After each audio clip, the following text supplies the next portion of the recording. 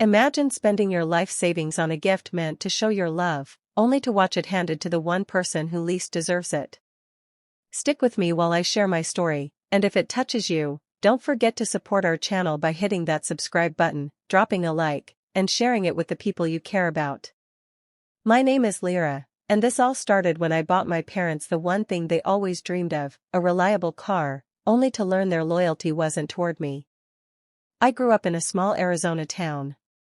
My parents, Marvin and Elise, always struggled with money, and I worked hard from a young age.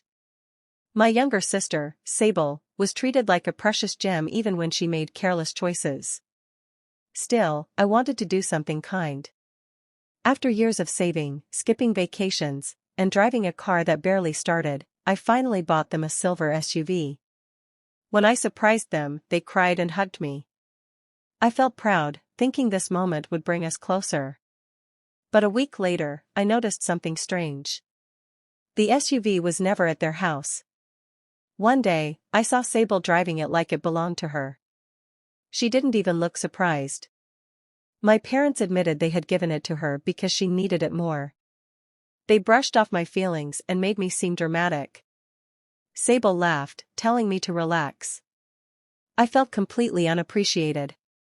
That night, something inside me changed. I stopped trying to earn love that wasn't real. Then I remembered something important: the SUV was still legally in my name. The next morning, I went to Sable's job, found the SUV in the lot, and drove it away without a word.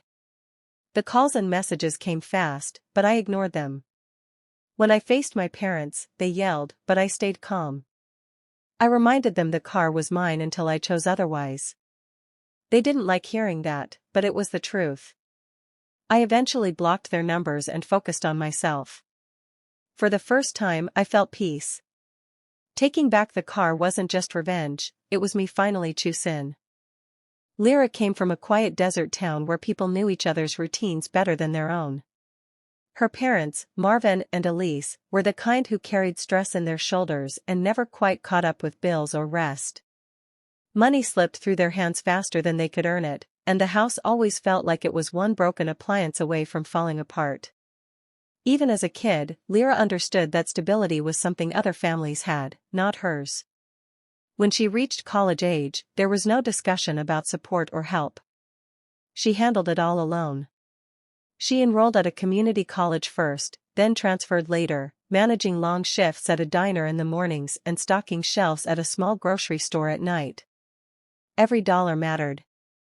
She rarely bought anything she didn't absolutely need. Her life was a cycle of classes, work, study, home, repeat. She didn't complain, she just pushed forward because she believed hard effort would eventually build something better.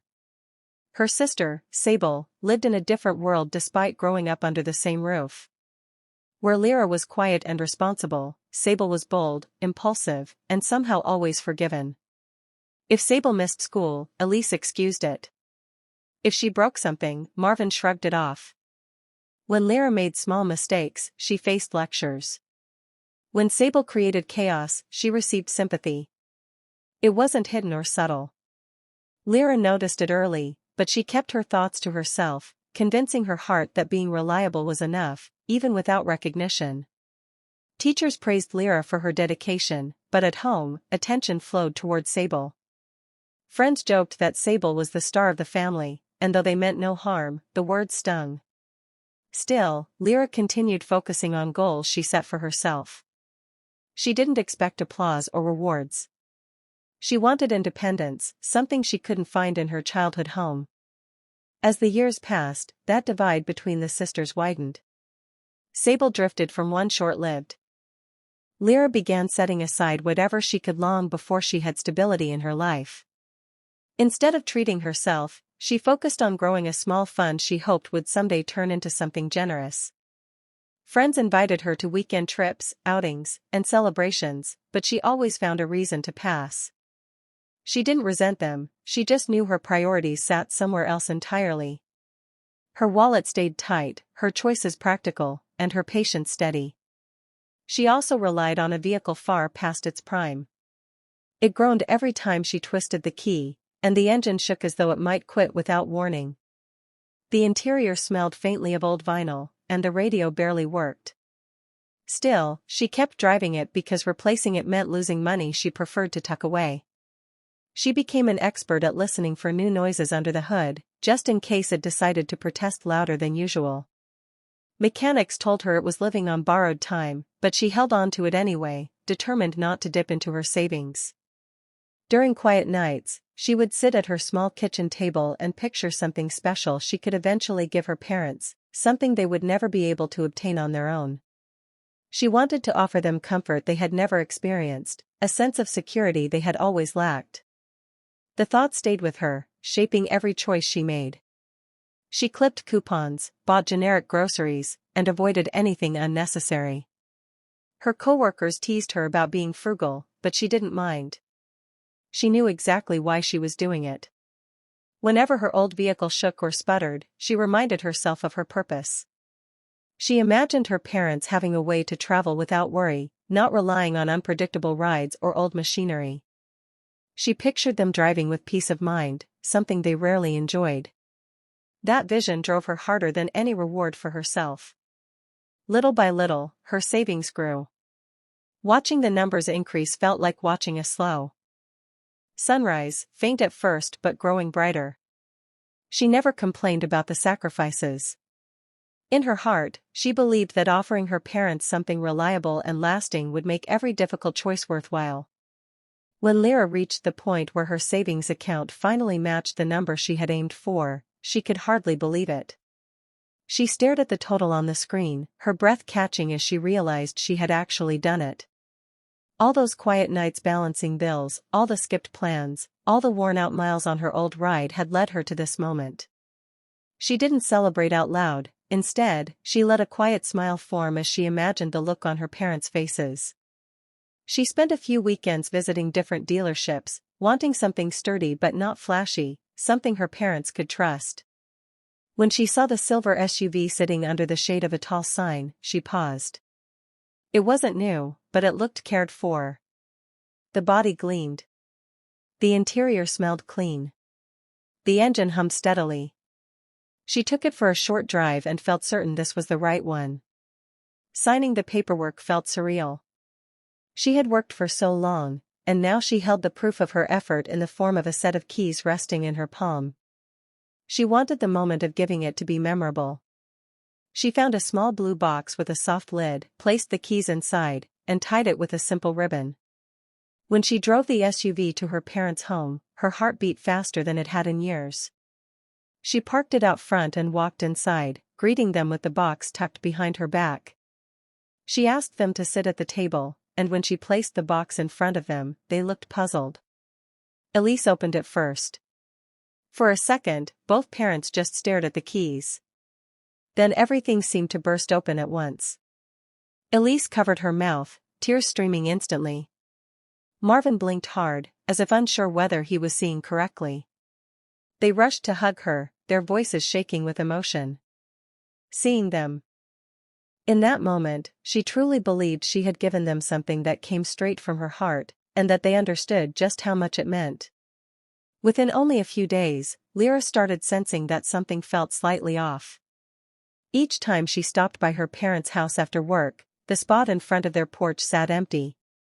At first, she didn't think much of it. Maybe they were enjoying their new freedom, driving around just because they finally could. The idea even made her smile. She pictured them taking small drives together, feeling lighter than they had in years. But as the days passed, the empty space became a pattern: morning, afternoon, evening. The SUV was nowhere in sight. She brushed away the uneasiness building in her stomach. They were probably getting used to having transportation again, she told herself. They might be visiting friends, shopping without worry, or simply exploring the town.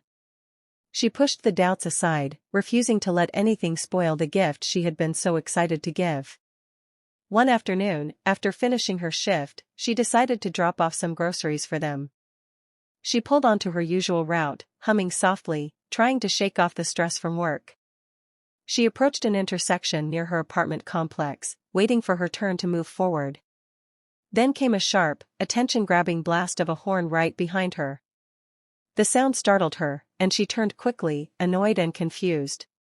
But that irritation froze instantly when she saw the vehicle responsible. There it was, the silver SUV. The same one she had chosen with such care. And behind the wheel sat Sable, leaning back with one arm hanging out the open window, a grin plastered across her face. Not a borrowed-for-the-day kind of smile, but the smug kind that suggested ownership. Sable revved the engine playfully, almost daring Lyra to react. Lyra stared, shock tightening her chest. She hadn't known the SUV was being used by someone else at all, let alone her sister. Sable didn't offer an explanation. She didn't even look apologetic. Instead, she waved lazily, as if she were showing off something she felt entitled to. In that instant, the warm glow Lyra once carried dimmed. Something delicate inside her shifted, the beginning of a realization she didn't want to face but could no longer ignore. Lyra didn't go inside her apartment that afternoon. Instead, she turned her car around and drove straight to her parents' house, her pulse thudding harder with every mile. She rehearsed a calm explanation in her mind, trying to steady herself, telling her thoughts not to jump to conclusions. Maybe there was some mix-up. Maybe they had needed help with something urgent. She clung to any possibility that didn't involve disregard. When she walked through the front door, Marvin was at the table reading the paper, and Elise was folding laundry. Both looked up, surprised to see her so suddenly. Lyra asked where the SUV was, keeping her voice steady even though her chest felt tight. She tried to mask the tremble in her breath, but Elise didn't seem to notice it. Or maybe she didn't care to. Before Lyra could finish explaining that she had seen Sable driving it, Elise shrugged lightly, as if the matter were barely worth a conversation. She needed it more, she said, like it was the most reasonable answer in the world. You understand, right? She's got places to be. The words hit Lyra like a sudden drop in temperature. A coldness spread through her stomach, heavy and hollow. She waited for Marvin to add something, maybe to show that at least one of them recognized how much she had put into that gift. But he simply adjusted his glasses and avoided her eyes. Lyra felt the floor tilt under her feet. She hadn't been asked. She hadn't even been informed. They had taken something she had poured her time, energy, and effort into and quietly placed it in Sable's hands as though it had been theirs to distribute. As though her role was simply to give. Be considered. She tried to swallow the lump forming in her throat, but it sat there stubbornly. The room seemed smaller, the air thicker. Elise continued folding clothes, unaware of the storm tightening in Lyra's chest, while Marvin rustled his newspaper like nothing significant had occurred. In that moment, the reality settled sharply, her feelings hadn't been part of the equation at all. The SUV wasn't a cherished gift, it had become just another thing they felt free to hand to Sable, without hesitation or thought for the person who provided it. Lyra took a slow breath, hoping she could steady the shaking inside her before speaking. She tried to explain how much effort had gone into that gift, how she had wanted it to be something meaningful for her parents alone. Her voice wasn't loud or sharp, it was soft, almost unsure, but full of bruised honesty. She expected at least a moment of understanding. Instead, Marvin lowered his paper with an impatient exhale, the kind that made her feel like she was interrupting something more important than her own pain. He told her she was overreacting, his tone flat and dismissive. It stung more than she expected. He didn't ask why she felt hurt, didn't try to understand how she had reached this point. He just labeled her emotions as excessive, as though that single word explained everything away. Lyra felt her throat tighten, but she held herself still, refusing to break in front of him. Before she could gather her thoughts, Sable strolled into the room, keys dangling between her fingers like a toy she'd earned. She didn't look surprised by the tension in the air, if anything, she seemed amused. With a smirk stretching across her face, she told Lyra to relax, claiming she could always get another vehicle later. Her casual tone made the words feel even sharper, cutting through any hope Lyra had left for an honest conversation. The way Sable spoke made Lyra feel small, as if all her work meant nothing more than a convenient bonus for someone else's comfort. There was no hint of guilt, no recognition of the sacrifice behind the gift. It was as if the months Lyra spent saving, stretching every dollar, didn't exist. Elise tried to smooth things over by saying there was no point getting upset now, which only made the knot in Lyra's chest grow tighter. Standing there, listening to the three people she cared for most brush away her feelings, Lyra felt herself fade into the background of her own life. She realized that in their eyes, it didn't matter how much she gave or how hard she tried, they simply expected it. And in that moment, surrounded by dismissal and mockery, she felt something inside her quietly snap, not in anger, but in painful clarity that she was completely unseen. That night, once Lyra closed the door of her apartment behind her, the silence felt heavier than usual. She kicked off her shoes, set her keys on the counter, and finally let herself sit on the edge of her bed.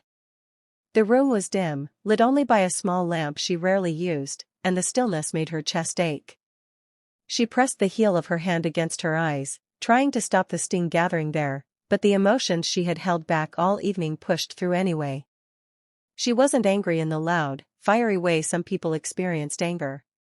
Instead, it was a quiet throb, a slow tightening deep inside her. She replayed every moment from earlier, the dismissive sighs, the careless remarks, the complete lack of concern for how she felt. Each thought sank like a weight. All the effort she had put in, all the hours she had worked, all the choices she had made to save enough for that single gift, they seemed invisible to the people she had hoped would value them most. She stared at the bare wall across from her, wondering how long she had been hoping for something that would never come. Her parents didn't see her sacrifices, they saw her reliability. Sable didn't appreciate her effort. She treated it like something she was owed. And Lyra realized she had trained them to expect that pattern. She had given without boundaries, and in return, they had taken without hesitation. As she sat in the quiet, something shifted. It wasn't a burst of fury or a dramatic oath. It was a simple understanding settling into place, cold, steady, and unmistakable. She couldn't keep living in a way that left her drained and overlooked. She couldn't keep trying to earn gratitude from people who didn't offer it freely. She wiped her face, inhaled slowly, and felt a strange calm take over. For the first time, she saw her situation clearly. She didn't need to be the dependable one who always swallowed her hurt. She didn't need to fix every problem or carry the weight of everyone else's choices. She wasn't required to be the one who endured quietly. In that quiet apartment, she made a silent but firm decision: she would not allow herself to be treated like a convenience anymore. She would protect her own worth, even if it meant walking away from the roles she had been trapped in for years. Lyra sat at her small kitchen table the next morning, unable to shake the heaviness from the night before. She hadn't slept much, her mind drifting in and out of restless thoughts. The early sunlight filtered through the blinds, landing on a stack of mail she hadn't sorted yet. She reached for it absent-mindedly, more to distract herself than anything else. As she shifted through envelopes, a folded packet slipped out and landed on the floor. When she picked it up, she instantly recognized it. It was the set of documents she'd brought home after buying the SUV. She hadn't looked at them since the day she signed everything. Her breath caught as she opened the folder and saw her own signature printed clearly on every line that mattered. She flipped through each page slowly, making sure her eyes didn't deceive her. Registration, her name. Title application, her name. Purchase agreement, her name. She had planned to change the ownership after a few weeks, wanting the surprise moment to be simple and emotional without the distraction of paperwork. But life got busy, and she kept pushing it to the side. Now that small delay felt like a lifeline she hadn't realized she would ever need. A faint pulse of something new stirred inside her. It wasn't joy or relief, nothing that bright. It was more like a quiet steadiness, a reminder that she wasn't as powerless as she'd felt. The SUV wasn't lost to someone else's entitlement, at least not in the legal sense. It was still connected to her, not just in effort but on paper.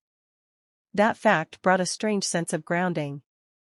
She ran her fingers along the edge of the documents, feeling the weight of the situation shift ever so slightly. No one had informed her of their decision to hand the SUV to Sable, and no one had asked for her permission.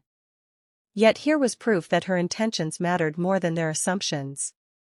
She leaned back in her chair, letting out a long breath she didn't realize she'd been holding. The slight spark inside her grew a little stronger, not aggressive, but steady and unmistakable. She didn't plan to make a scene. She didn't need to argue. She simply knew she had choices now, ones she hadn't considered before. For the first time since the betrayal, she felt the ground under her feet again.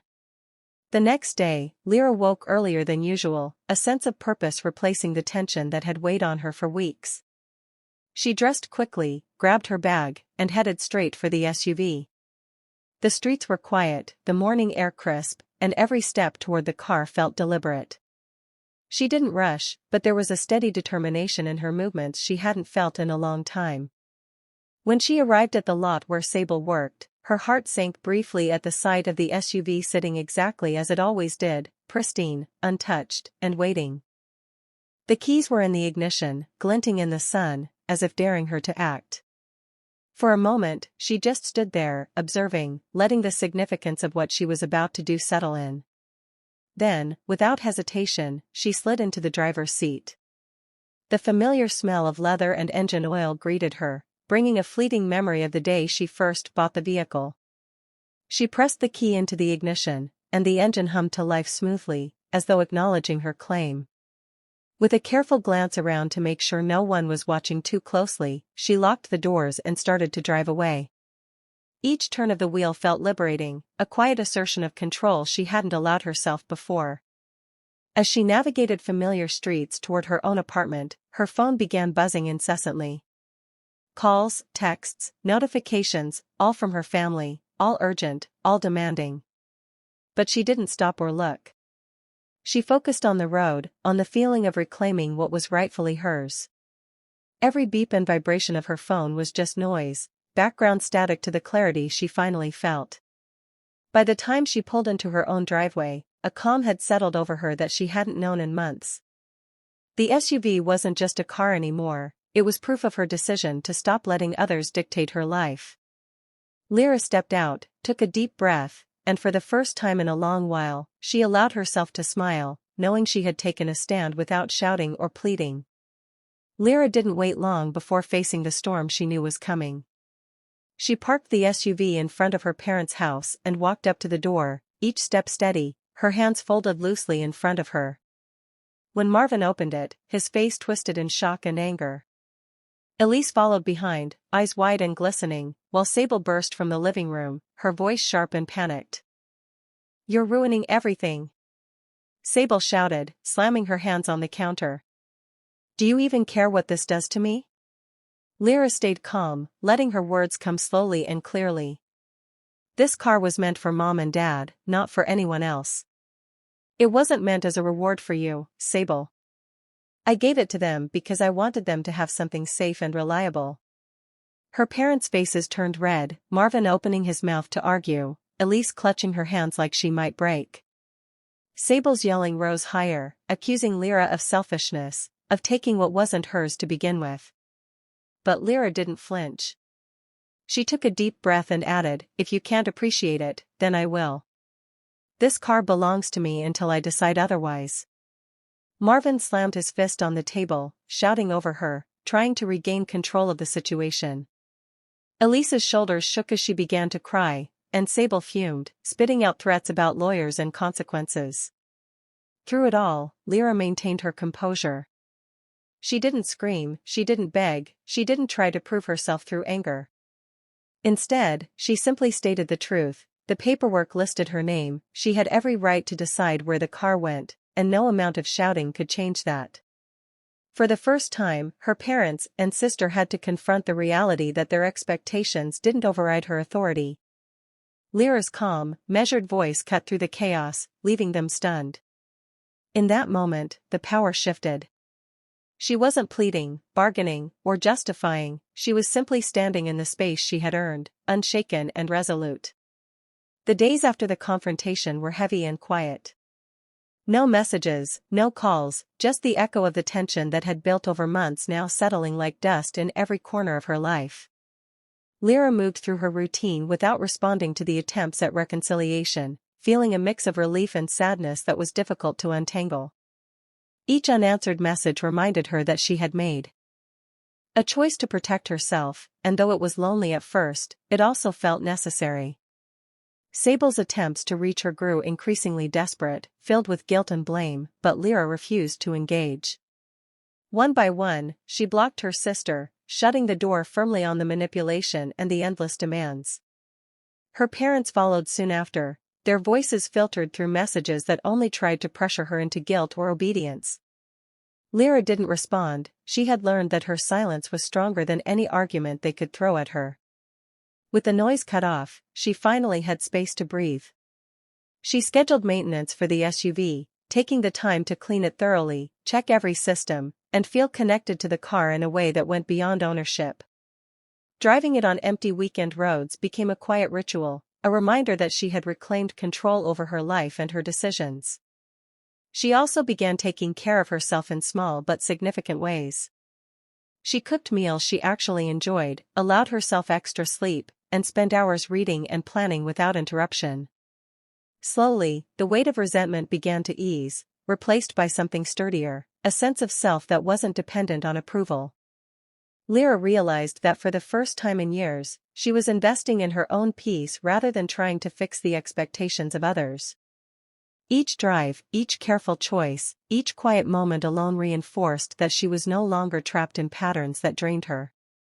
The SUV became more than a car, it was a symbol of the boundaries she had set, a reminder that she could finally live for herself without guilt or compromise. Months passed, and the emptiness that had once felt heavy began to transform into clarity. Lyra found a modest house not far from her old neighborhood, a place she could call entirely her own. The walls were hers to decorate, the rooms hers to arrange, and every choice she made there reflected her independence. It wasn't large or fancy, but it was exactly what she needed, a sanctuary that belonged solely to her. The SUV was parked in her new driveway, unassuming but reliable, a steady companion that symbolized more than transportation. She didn't announce its presence, didn't parade it in front of anyone, but she took quiet satisfaction in knowing it represented her effort, her decision, and her autonomy. Driving it along quiet streets, feeling the engine respond smoothly beneath her, reminded her that she had taken control in a way that no one could dispute. Occasionally, Marvin and Elise reached out, tentative at first, then more insistent.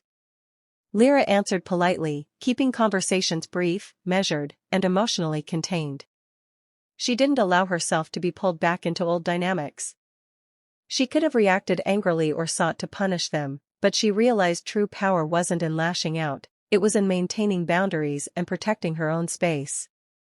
Sable's messages dwindled once she understood they were ignored, leaving Lyra free from the constant tension that had shadowed her for years. Every silent refusal to engage reinforced the lesson she had learned. Her worth wasn't defined by anyone else's expectations, and her value didn't need validation from those who had consistently overlooked it. The real victory wasn't about the car, the arguments, or proving a point. It was about reclaiming her life, her choices, and her dignity. She could make decisions without fear, enjoy moments of peace without interruption, and cultivate a sense of pride rooted in her own effort. In that quiet, self-made life, Lyra discovered something far stronger than resentment. A lasting sense of self-respect, independence, and the calm satisfaction of knowing she had finally chosen herself. Hey besties! Thanks for sticking with me through this story. Lyra spent years sacrificing and saving, only to have the car she bought for her parents handed to her sister without a word. After heartbreak, dismissal, and feeling invisible, she discovered the SUV was still legally hers. Reclaiming it became her turning point. Months later, she moved into her own home, keeping her distance, and finally embraced self-respect, independence, and peace. Don't forget to like, share, comment, and subscribe for more stories like this.